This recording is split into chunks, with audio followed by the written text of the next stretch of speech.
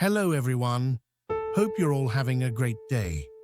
Today, we're diving into a chilling and emotional story that starts with a simple trip to harvest vegetables and turns into a nightmare of disappearance, betrayal, and survival.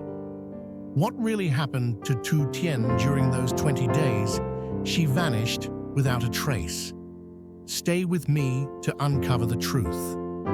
And if you enjoy stories like this, don't forget to subscribe to the channel so you won't miss our upcoming videos. The late afternoon light inside the coffee shop felt weak and tired, slipping through the curtains and landing softly on Jack's face. His eyes were bloodshot, the kind that came from too many nights without real sleep. Across from him sat the police investigator, posture straight, voice calm, almost careful, like he was trying not to crush the last bit of hope in the room. "There's no evidence of an accident," the investigator said slowly. "No signs she fell into a stream. No indication she slipped down a ravine." Jack barely breathed. Then came the sentence that hit hardest.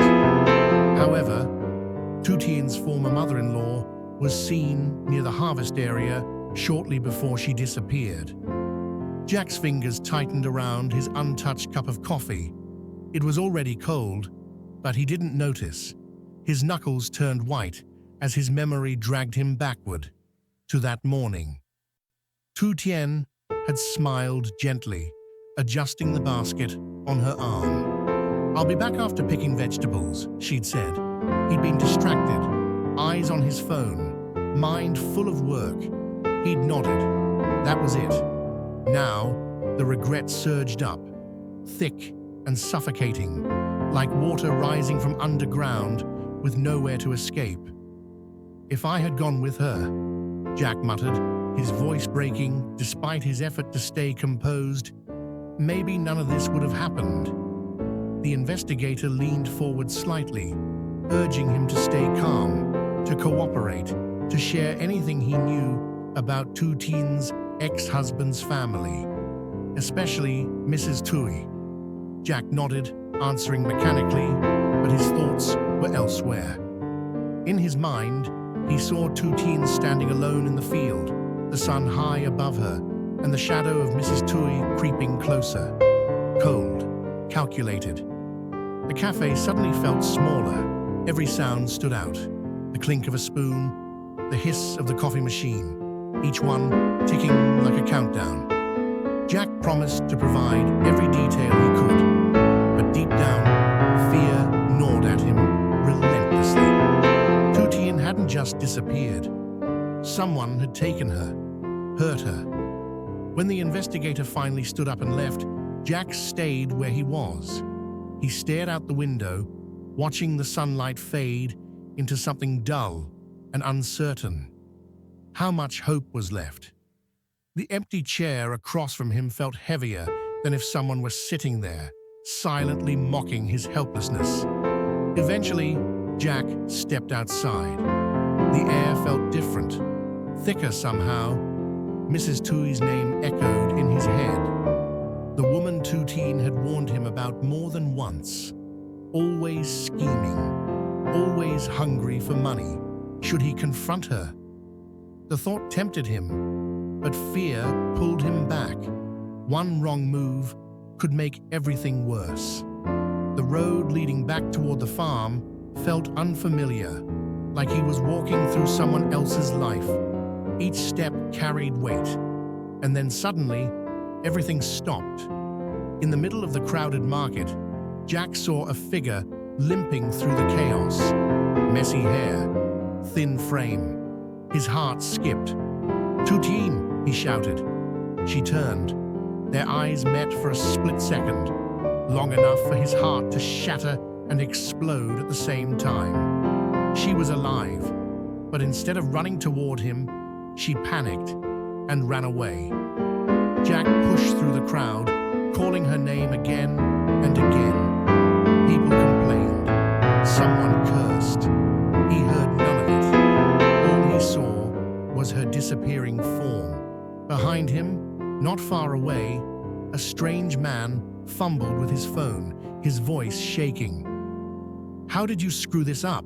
the man hissed into the call. "I just saw Tien. If she meets Jack and goes to the police, we're finished." Jack didn't hear that part. Blood roared in his ears.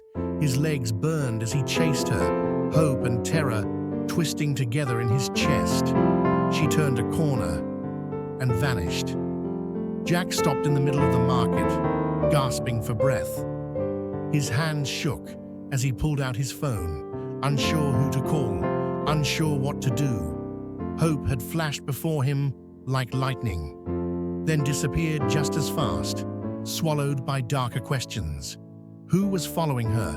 What had Mrs. Tui done? Why was Tuten running like she was being hunted? Jack clenched his phone until his fingers hurt. His jaw tightened. Whatever it took, he would find her. This time, he wouldn't hesitate. The noise of the market faded into a dull blur. Every face looked suspicious. Every shadow felt dangerous. His world narrowed to a single goal: bring her home. The sky burned red as the sun sank behind the fields. Jack stood on the dirt path leading to the farm, his heart still pounding from the encounter. The house ahead was quiet, too quiet. Then the door creaked open. A frail figure stepped inside, barely standing. She limped forward, her face pale, her skin burning with fever, eyes unfocused. Jack froze. The glass in his hand slipped, shattering loudly on the floor. "Tuten." His voice cracked completely this time. She collapsed. Jack rushed forward, catching her just in time, pulling her into his arms. Her body trembled, hot like fire against his chest. Tears streamed down his face, soaking into her tangled hair. "You're back. You're really back," he whispered again and again, afraid that if he stopped saying it, she might disappear. Tuten clutched his shirt weakly. Her voice was hoarse, barely there. "I thought I'd never see you again." The small wooden house filled instantly with emotion, joy crashing into pain, relief tangled with heartbreak from 20 days apart. Jack carried her to the bed, moving carefully as if she might break. He rushed outside, picked fish mint leaves from the garden, crushed them with shaking hands, and made a cooling cloth. He placed it gently on her forehead, murmuring reassurance, though inside his chest felt like it was tearing in two. Overjoyed she was alive, tortured by guilt for not protecting her. Soon, the smell of porridge filled the room. Jack sat beside her, blowing each spoonful before feeding her slowly, never taking his eyes off her sunken face.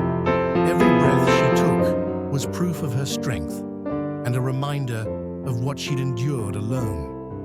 When Tuten finally drifted into sleep, curled weakly against him, Jack stayed awake. He watched the darkness settle outside the window, hope blooming cautiously in his chest, tangled tightly with the fear that the danger might not be over yet. The room was quiet, except for their breathing, fragile but steady. And in that silence, Jack made a vow without words. Whatever shadows still waited outside, he would face them. He would not let her walk alone ever again. Late into the night, the oil lamp flickered softly, casting warm, uneven light across the small room. Tuten leaned weakly against Jack's shoulder. Her body was still trembling, but her eyes were clearer now. After a long silence, she finally spoke, her voice thin yet steady, like she was gathering strength from somewhere deep inside. "That day, after I finished harvesting vegetables," she began, "I ran into Mrs. Tui. She wasn't alone." Jack's hand tightened around hers. "There was a strange man with her. They stopped me in a narrow alley near the fields. At first, they asked nicely, said they just needed some money. Tuten swallowed hard. When I refused, everything changed. Her fingers shook as she continued. They grabbed the necklace you gave me. I fought back, but they pushed me down. I remember hitting my head. After that, nothing. Jack felt each word like a blade carving into his chest. When I woke up, I was in a strange place, Tuten said. Empty, quiet. I didn't know where I was. My phone was gone, my ring, my earrings, everything that connected me to you, gone. Panic had consumed her, she explained. She wandered through the forest, barefoot and dizzy, feet burning, fever rising. The only thing that kept her moving was the thought of Jack and Mother Loy. Their faces appeared in her mind again and again, like small flames keeping her conscious. I don't know how long I walked, she whispered. I thought I was going to collapse. Her voice softened. Then, an old woman found me. She was gathering herbs. She gave me water, let me stay the night, cooked for me. She didn't ask for anything, just showed me the way out the next morning. Jack bowed his head, silent tears dripping onto their intertwined hands. Tuten kept going. She spoke of days lost in the woods, of begging for food, of sleeping on stone benches in villages she didn't know. In the city, she borrowed someone's phone, desperate to call Jack, only to realize she couldn't remember his number. That moment nearly broke her. I cried like a child, she admitted. I felt so stupid, so helpless. To survive, she washed dishes at a small shop. 200,000 dong, just enough for a bus ticket home. When I finally got on that bus, she said quietly, I told myself, even if I collapsed at the door, I just needed to get back. Jack pulled her into his chest, overwhelmed. I'm sorry, he whispered. I should have protected you. Tuten shook her head weakly. I survived because I thought of you and Mom. That's the truth. Outside, the wind howled softly, but inside, the lamp's glow danced over their faces, revealing not just pain, but a bond that had survived something close to hell. Early the next morning, the air felt crisp, carrying the unmistakable scent of the approaching Lunar New Year. Jack supported Tuten as they walked toward Mother Loy's house. She was still weak, but her eyes lit up when she saw the familiar porch. Mother Loy sat there, holding a cup of water, her face thin from worry, eyes red from countless sleepless nights. When she looked up and saw Tuten standing there, alive, the cup slipped from her hands and shattered on the ground. My child, she cried. She rushed forward, wrapping Tuten in her arms, sobbing uncontrollably. You're back. You're really back. Tuten broke down completely, clinging to her mother, telling her everything. Mrs. Tui, the forest, the long road home. Mother Loy stroked her hair, crying and smiling at the same time, as if a massive weight had finally been lifted from her chest. Jack stood nearby, eyes burning, feeling the strength of family more deeply than ever before. The small house filled with emotion, tears, shaky laughter, broken sentences spoken through sobs. I couldn't eat, Mother Loy said through tears. I couldn't sleep. I thought I'd lost you forever. Tuten held her mother's hands tightly. I just wanted to come home, so you and Jack wouldn't worry anymore. They sat together for a long time, hands clasped, sharing small moments and quiet stories, trying to reclaim the 20 days that had been stolen from them. Morning sunlight filtered through the leaves, illuminating their faces like a simple family portrait filled with fragile hope. Though Mrs. Tui's shadow still lingered somewhere beyond the walls, this moment proved something stronger. Love had carried Tuten back. After the meal, Jack sat between Mother Loy and Tuten. His voice was calm but firm. "I'll handle Mrs. Tui," he said. "She won't be able to come near you again. From now on, both of you stay inside more. I'll take care of everything else." Tuten squeezed his hand, memories still sending shivers through her body. Mother Loy nodded, gently urging her daughter to rest and not let fear take over. The kitchen smelled of warm food. Soft conversation filled the space. Jack spoke about the days spent searching, chasing false leads, feeling like he was drowning. Now that Tuten was home, he felt stronger, like he finally had something solid to stand on again. Tuten talked about the strangers who had helped her, the old woman with herbs, the man who shared potatoes, the shop owner who paid her for work.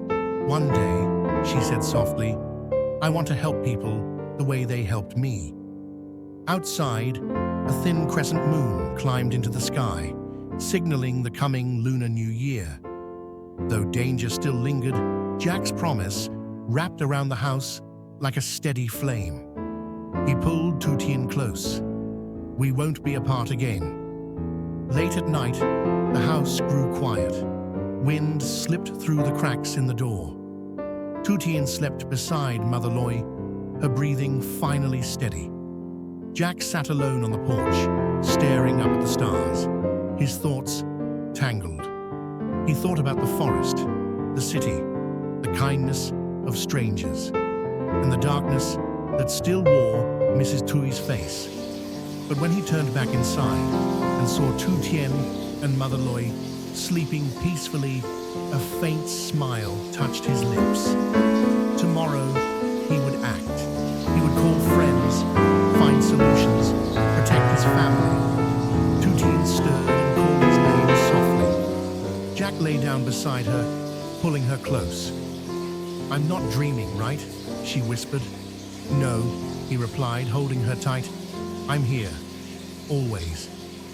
As dawn broke, light spilled across the floor, touching their faces gently, like the world itself was acknowledging their survival. The storm had passed, and though challenges still waited ahead, they would face them together.